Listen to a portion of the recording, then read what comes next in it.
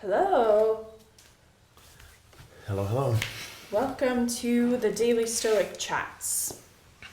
Today is June 6th, and we're going to talk about when to stick and when to quit. That's a good one. Okay. That's hard to know. Let's see if we can get some clarity. Seneca says, "Think of those who, not by fault of inconsistency, but by lack of effort, are too unstable to live as they wish, but only live as they have begun."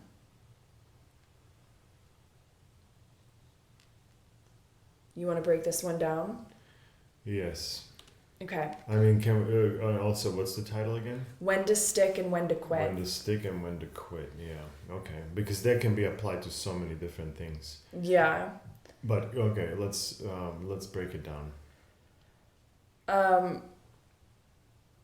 So he's saying, think of those who, so think of the people, not by fault of inconsistency. So it's not that they're inconsistent. People, they're consistent, but by lack of effort, but then they're consistent, but they don't effort.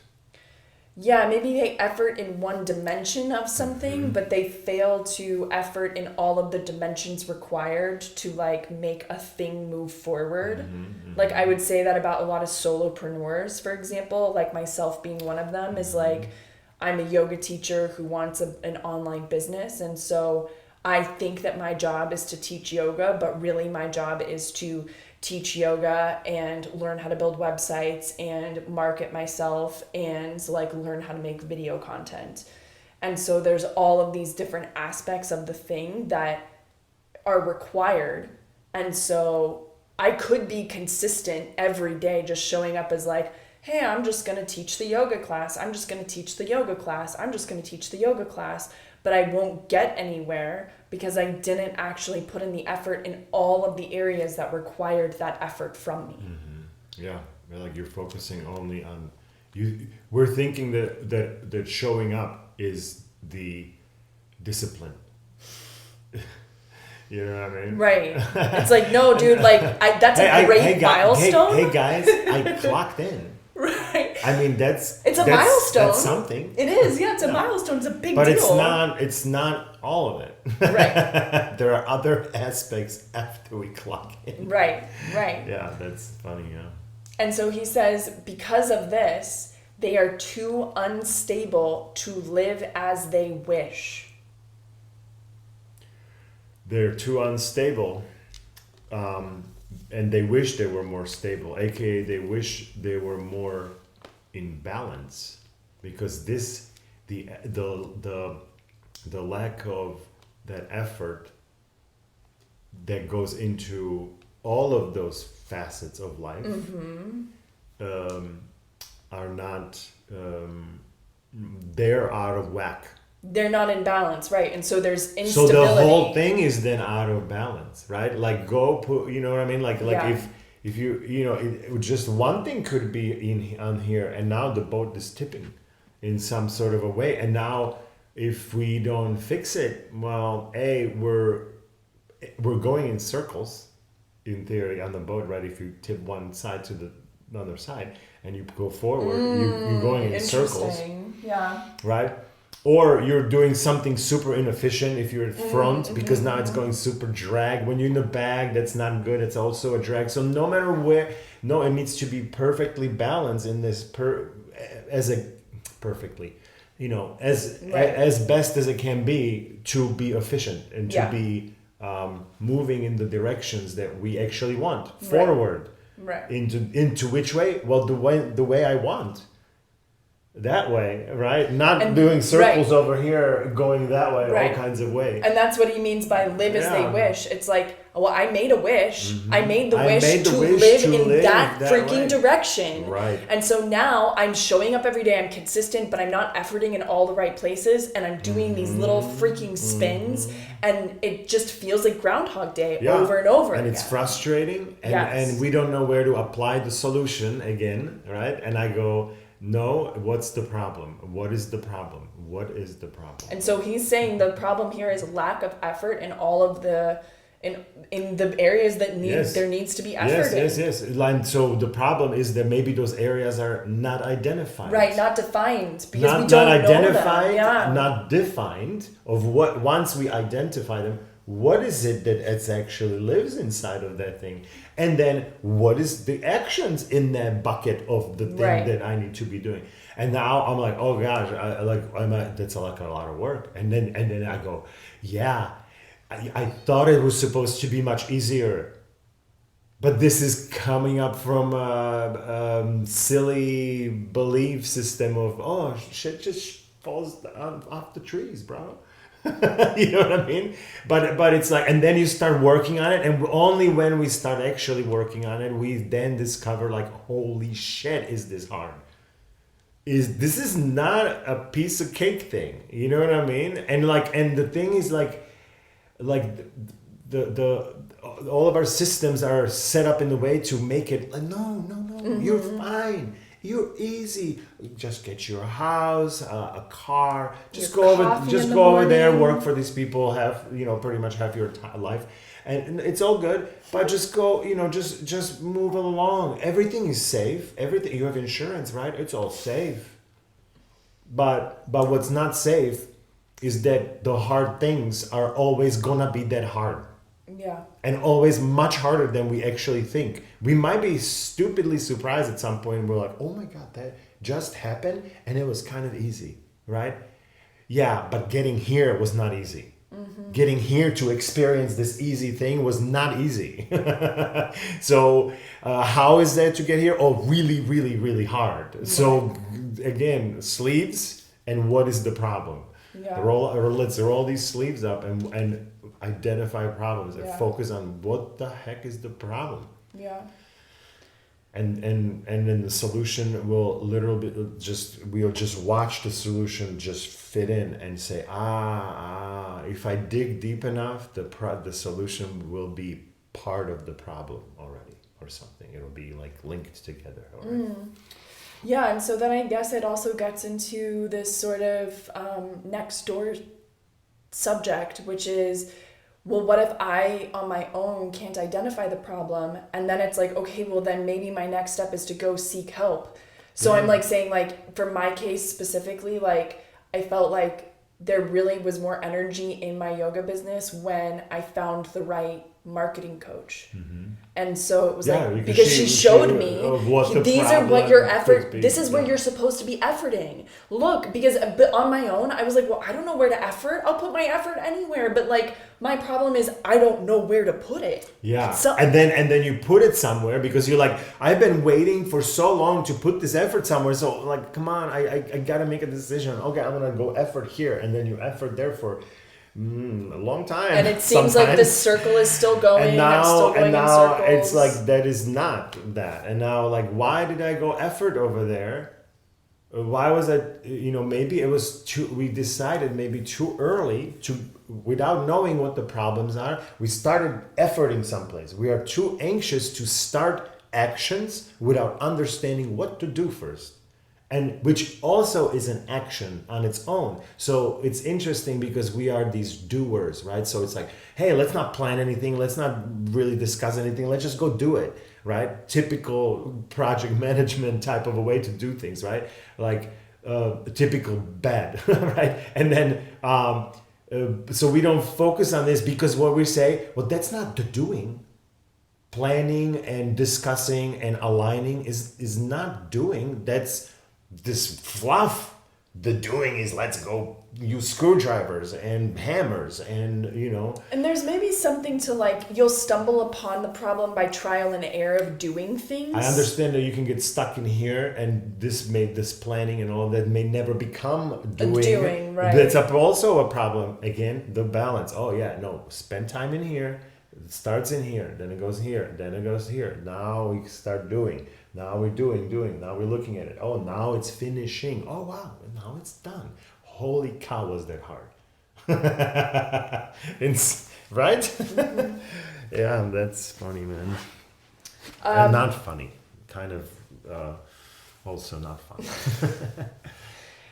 Before we read Ryan, I just want to tie off the last part of what Seneca said, because he said they only live as they have begun, meaning they're too unsteady to live as they wish. Mm-hmm. So instead, they live as they've always lived in the past, the familiar ways that they're used to. Well, but they've begun. Let's say they began to. I want to do this. Oh, I wish to do this. Okay, I begin to do that, but now it's off balance, and I see it over there, but I'm doing circles here. Right. And so I'm like, well, why am I not getting there? Right. Yeah. And so.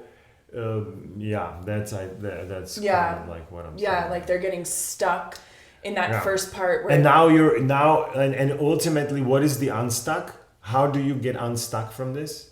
Is to look at those other things and identify them, what they are, and then realize, like, holy smokes, if I want to have a yoga business, I cannot just be concentrating just on movement of the body. I also need to be paying attention to all of these other things in order for the idea of the business to be, because that is a different idea than I want to be a yoga teacher. Yeah. Right.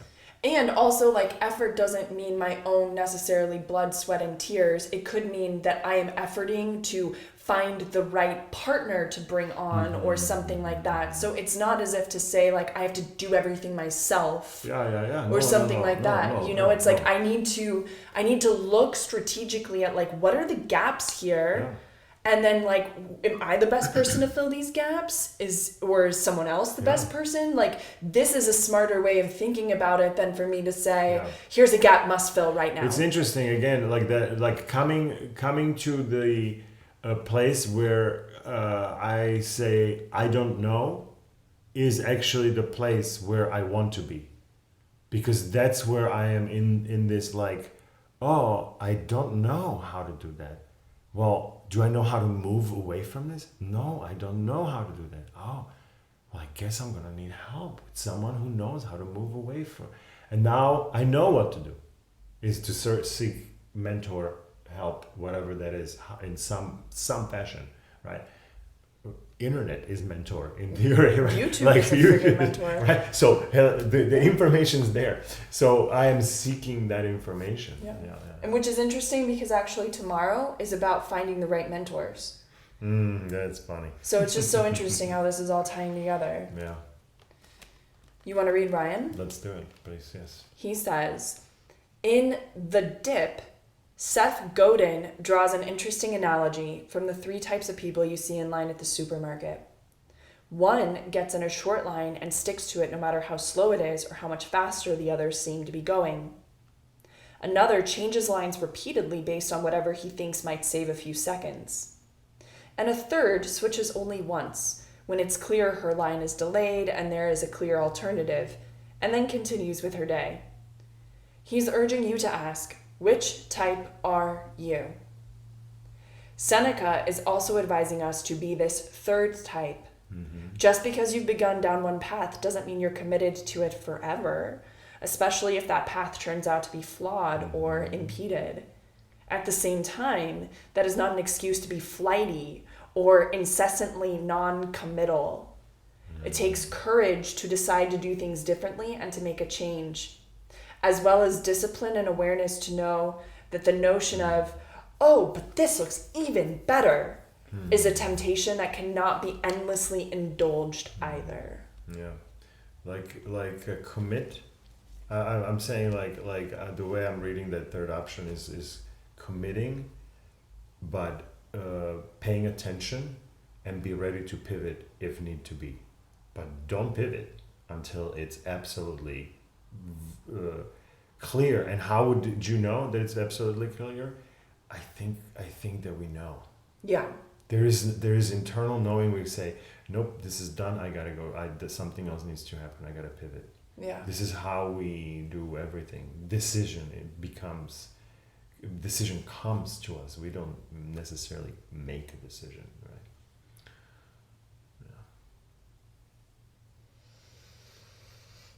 Yeah. Excellent. This was freaking awesome, man. Let me look at June again. what June's theme is.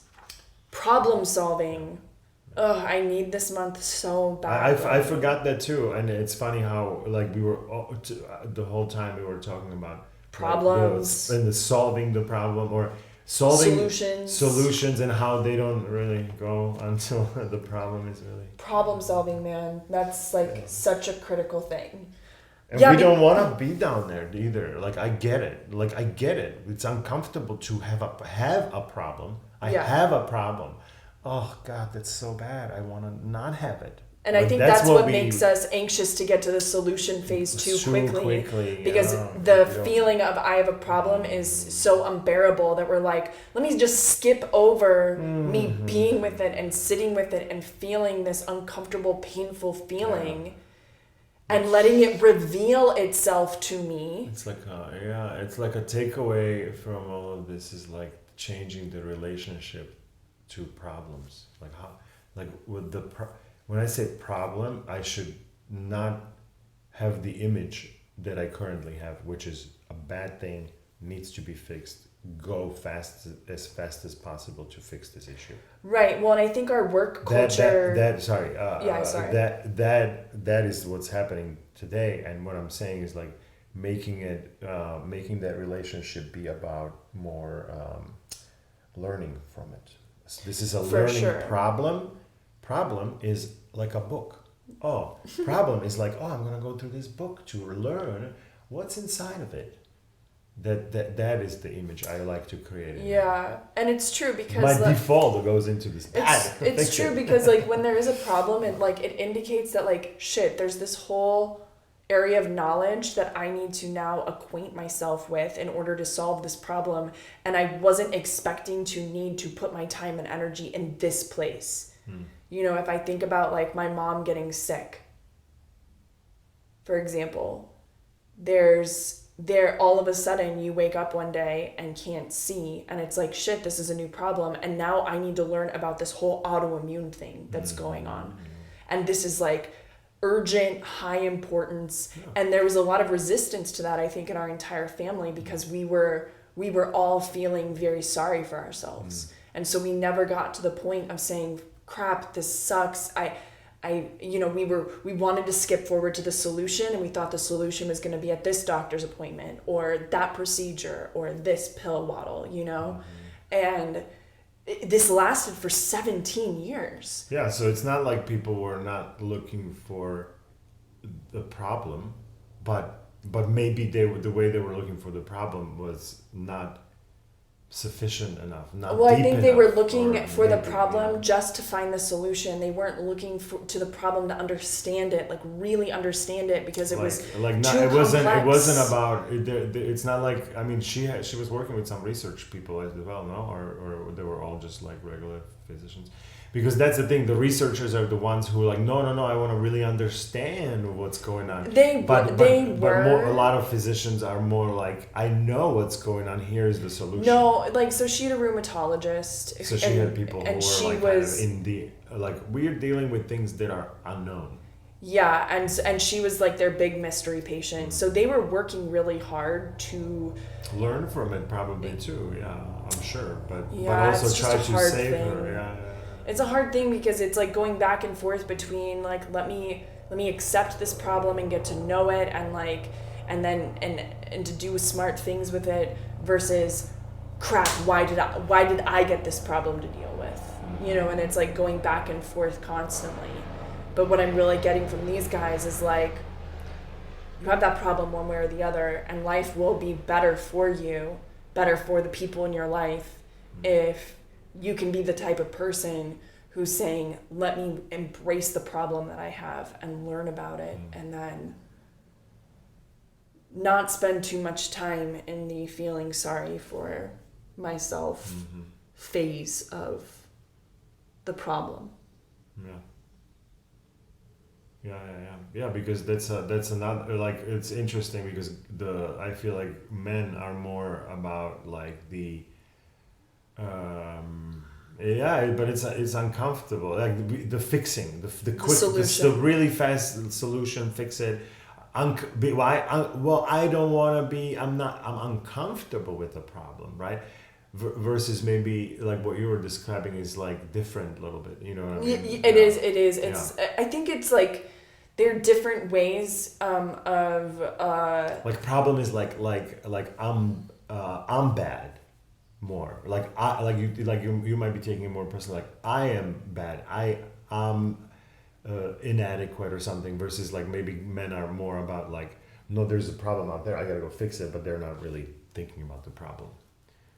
Yeah, I mean, I don't know if there's like, I know men for sure have a lot of the solution stuff going on.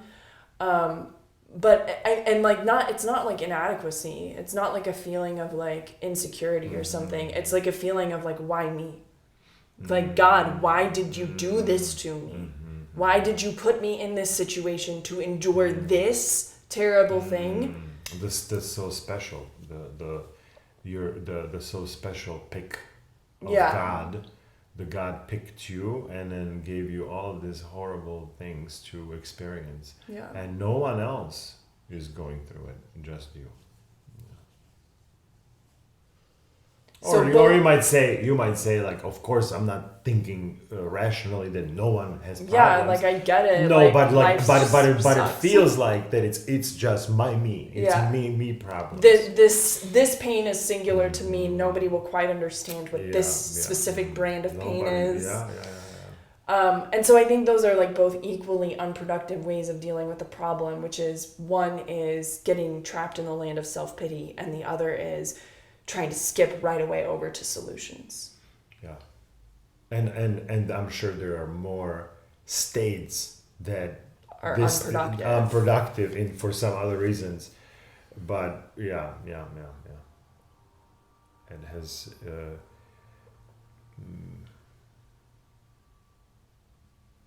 it has many faces or something, Yeah.